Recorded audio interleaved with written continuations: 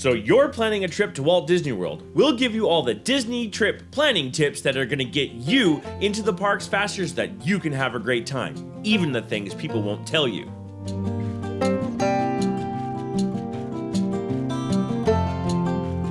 Hello and welcome back to the Carousel of Douglas. We're so glad you've joined us today because this video is important. Disney trips take lots of planning, and we want to make sure to tell you the things that you really need to do in order to make sure your trip goes well. There's lots to go over in this video, so we're going to get right into it. So come along with us. The first thing that we're going to talk about is the length of stay. Now, my wife and I have been going to Disney World together for almost 20 years, and we have gone for all kinds of stays. Short hops, long hops, 24 hours. We've done them all. What you need to decide is how long are you going? And once you decide that, you need to figure out if you're going for a short period of time, are there parks that you're going to want to skip, or you're going to try to get those park hoppers? We recommend a stay of 5 days. That is 4 nights, 5 days. That is a great starter stay. That 5-day is perfect. You can get to each park. Then on the 5th day, you can either go to Disney Springs or you can go to the park that you thought you liked the best. But we recommend that 5-day stay because then you can come in early. We recommend flying in early. Get the earliest flight you can get so you can maximize your day and then take the latest flight out. Or if you're driving, make sure that you find a way to get there so you can have 5 full days. It's really going to be conducive to having a great trip. Now, personally, my wife and I are DVC members, so we actually do an extended stay. So if you're thinking about an extended stay, make sure you plan out how you're going to go to the parks, whether you're going to be stopping and maybe going to Universal and visiting over there, or you want to see Gatorland in Orlando. Trust me, that place is rocking. You should check out the school bus monster truck. Oh my God, it was so much fun. But you need to understand that you have to decide how long you're going well before you plan anything else. Once you have that number, stick to it and plan around it. That's the key. One of the things that will help you out in that number is deciding what time of year to go. A lot of people go during the summer. However, later in August and in September is a good time to go because a lot of families have taken their kids back to school and don't want their kids to miss the first days. You know, I'm a teacher. I'm not going to tell you to miss the first days of school, but you will have a way less crowded park, especially around Labor Day. Not Labor Day its actual self, because then the park is filled with locals, but around Labor Day and right after Labor Day is a great time to go. Also, in the beginning of December, because the end of December is packed full of everyone trying to get that Christmas vacation time in the parks. And Christmas Day, forget it. The parks notoriously close on a regular basis to people, and they're at full capacity, and every ride's got massive wait times.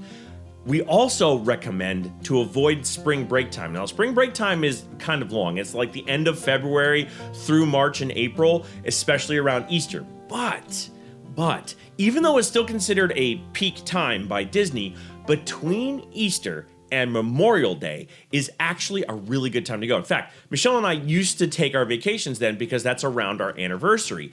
And so we would actually often go at that time, and the parks were empty. And if you look at the trip calculators and you look at the sites that give you like touring data, you can see that those times are actually when the prices are way lower on things like Genie Plus, because that's a good guideline as to how crowded the parks are. If it's at its lowest price, which it was actually at the beginning of May, because I checked, you will find that you can go between Easter and Memorial Day because a lot of people are not taking vacations between those two major holidays.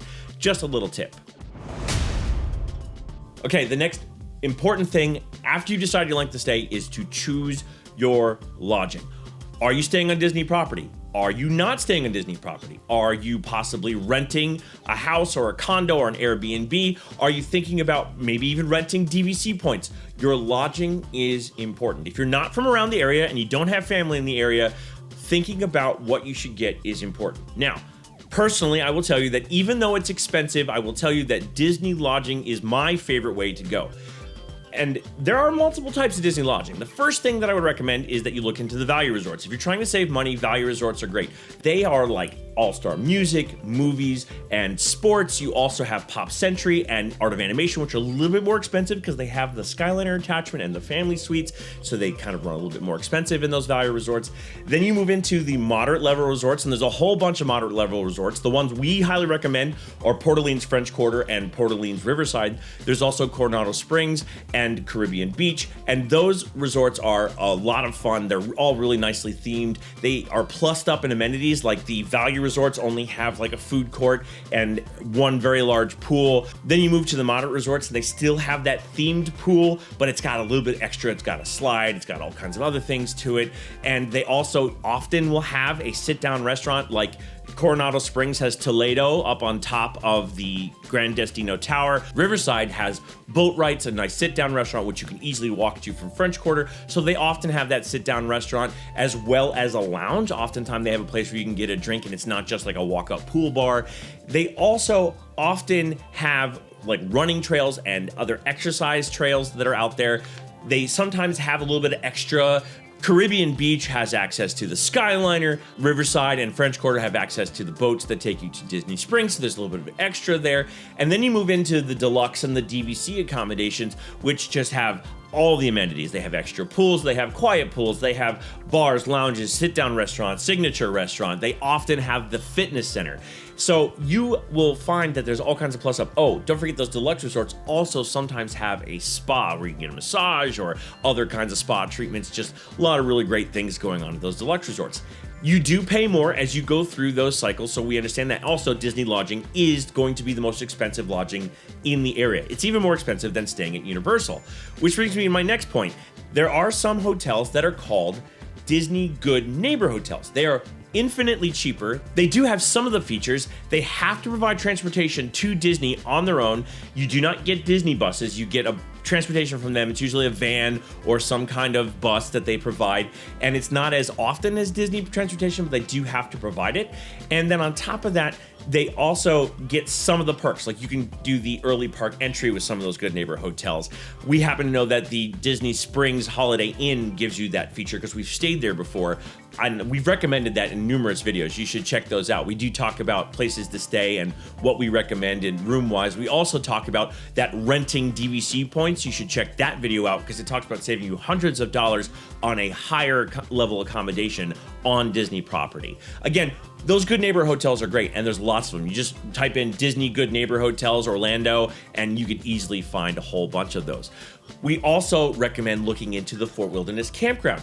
You can rent an RV or a camper if you don't own one, and you could get a room for way less. They actually run from about $117 to about $208, depending on what kind of amenities you have at your hookup. And they have all kinds of camping sites. Now, I will tell you that Fort Wilderness does fill up quickly, so you do need to book that way out, especially for those full hookup RVs. Those are hard to find. That's like their middle of the road one, and that one is the one that everyone goes for who owns an RV or a trailer that brings for it. So you want to check that out. But they do have a really good accommodations for Fort Wilderness, and it's one of the oldest places to stay at Walt Disney World. So we recommend checking out Fort Wilderness Campground. They do also have cabins you can stay at that are basically like DVC lodging. In fact, they're trading them over to DVC lodging, so we recommend those before that happens and before they become a DVC space. So make sure you're checking out what's going on at Fort Wilderness Resort and Campground. They have some really great spaces. You can easily rent RVs or a pop-up camper, or if you really want to, you can have a tent. And my wife is probably rolling her eyes at me because she's in the other room listening to me record this and going, no. So anyway, but there's all kinds of ways you can do it to save money and find good lodging. Just make sure you know exactly where you want to stay in the second step of your trip planning. Oh, one thing I want to add in before we move on to the next topic is Airbnb, VRBO, whatever you want to call them, those app-based rental things. The one thing I want to say is just be careful. Airbnb and VRBO and a lot of those things have started getting a reputation where people are basically falsifying the space, or they're even still living in the space that they're renting out.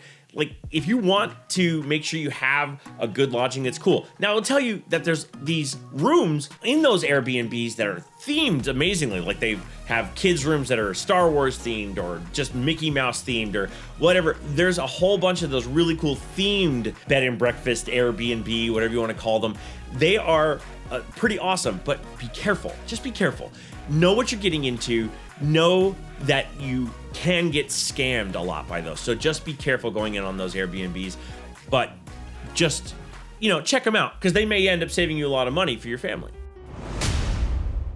Okay, so the next Disney travel tip that you need to watch out for is your reservations. The first thing, park reservations. You need to make park reservations. Until January of 2024, you will need them unless you have a date-based ticket. In January 2024, you will need to make park reservations. Annual pass people will still need to make park reservations into 2024. That's the current statement from Disney. Park reservations are a must. You will not always be able to get them day of. You will not be able to go, oh, gee, I wish I could go to Magic Kingdom today, and I have already paid for a ticket. I've seen very, very upset customers trying to get into Magic Kingdom on a day that they're like, sorry, there's no theme park reservations left. I've seen it personally. Don't be those people. Have the reservations. Have your parks picked out. I know sometimes people don't want to do it so far out in advance. I have to be honest, I do it as far out in advance as I can. As soon as I know I'm going, I start making my park reservations. My wife and I sit down and we talk about how we're going to do it. We cycle through the parks because we go for an extended period of time, so we kind of have a system that works, but you need to decide where you want to go, and I would recommend getting it done well before your 60-day food reservation window, which is what I'm going to talk about now. Some people like to call these ADRs, or Advanced Dining Reservations. ADRs are important. If you want to eat at a sit-down restaurant, you will need to get ADRs at the 60-day mark. I'll tell you that I do miss the 180-day mark. They used to use 180 days. It worked way better for Disney World. Here's why. Disneyland has always used the 60-day mark because most of their clientele are locals. They often only eat at the quick service. So 60 days out was plenty for the sit-down restaurants. There weren't a heck of a lot of them, but the locals really weren't eating at them. In Walt Disney World, you have 4 times the volume of people per day. And on top of that, you have a lot of people coming from out of town who want to eat at the sit-down restaurants. 180 days out for planners like me was great. I could just kind of sit there that day and go, oh, I'd like to eat here. Oh, I'd like to eat here.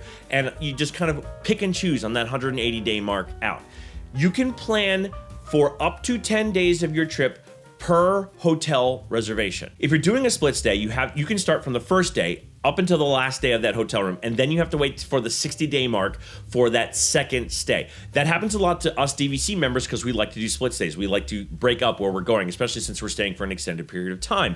For example, my wife and I are staying at Old Key West and Animal Kingdom Lodge coming up on our next vacation, and we had to do 2 separate reservation windows.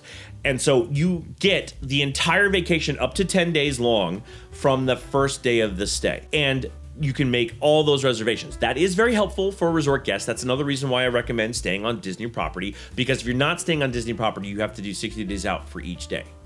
That's important. The Good Neighbor hotels do get that perk as well, but if you're staying anywhere else, you have to do it every day, 60 days out for every reservation you want to do. Just so you understand, you really actually need to do it 60 days out. Just to give you an example, one of the restaurants I'm really excited to eat at is Woody's Roundup Barbecue. I made that reservation, and then it was unavailable that day within 15 minutes of me making that reservation. And mind you, I'm doing it at like 6 a.m., all right? And that's 6 a.m. East Coast time. That means that there's people up at 3 a.m. Pacific Coast time trying to make reservations, and they were all gone within 15 minutes. I was able to get one because I was on top of it and ready to go. I went for that one first. I knew that one was going to be tough, so I got that one first. I did the same thing when Space 220 was huge. You have to do it now 60 days out, or pretty much you're not going to be able to eat at the hard-to-get reservation restaurants. They will be booked up. We'll talk a little bit more about that later. Now, one of the things I do want to bring up is special events. You can make special event reservations, like building your own lightsaber at Savi's or the Droid Depot, also in Galaxy's Edge, Or there's other things like the after hours party. We actually have one of the Hollywood Studios after hours parties booked. You can also do those at 60 days out. You can book the Agave Experience at the La Cava del Tequila in Epcot. Check out that video. We made a really awesome time doing that. That was worth all of the money. You can book the special things at Animal Kingdom, like meeting the rhinos or working with the elephants. Those are also available 60 days out. It would be in your best interest to book them 60 days out. Now, things like behind the scenes, that one you probably could get away with. You should do that one too. I also have a video about why you should do behind the scenes. You should check that video out. Those are a lot of fun, but there's all kinds of like extra special events that you can book, and you should do them all about the 60-day out mark. Now, the special events don't fill up quite as quickly 60 days out, not like the restaurants. So make sure that you are on top of it. Look, I know it's like, do I really have to? Yeah, unfortunately, Disney reservations take a lot of pre-planning nowadays. You really aren't going to be able to wing it in Disney anymore. Trust me, I miss those days. My wife and I used to do those kinds of days for our entire vacation. We would just show up and go. We can't do that anymore. We really have to plan everything out. Disney vacations need planning, and this is why I'm giving these tips. Okay, there you go. That was my pretty extensive list of things that you need to do to plan your Disney trip. I wish I was kidding. I wish I wasn't telling you all those things for a reason. There's a lot of stuff you have to do now for a Disney trip. Now, mind you, if you come to my channel, you can check out all kinds of tips and tricks on how to do that. I have all kinds of stuff in a playlist ready for you to go so you don't have to think about it. I thought about it for you already. So you should check out all those playlists. Trust me, you're going to enjoy the heck out of some of those videos. Give the video a thumbs up. We'd really like it if you enjoyed what you got today, that you give us a subscribe and comment down below any of your Disney planning tips. I might have missed something. I tried really hard to get everything in that I possibly could, but there may be something that you know that I don't. So please let the public know down below. And like we always say, because we don't like to say goodbye because we're gonna see you real soon, we say, see you bye.